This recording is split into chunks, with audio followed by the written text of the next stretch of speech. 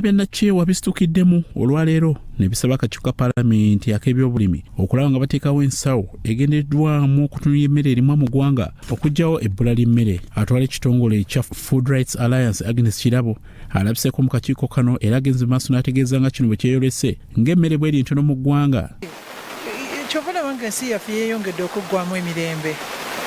Erimu abantu abayala bangi, erimu abantu abakoozimba emibiri n'obwongo bangi, naye ate tewaliiwo nteekateeka nnuŋŋamu yeetegeseeko nganga kizibu ekyo ate ekiteekereteekere. And we want to act like we are firefighting all the time.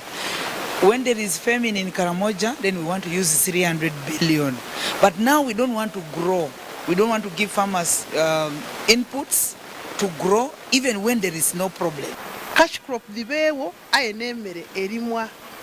Cash crop eyiza okuwa esente aye bw'obozira mmere eyiyo gye weerimiire okugula ng'obugula oboze tolikulaakulana obulikuira enuma. Of extension services.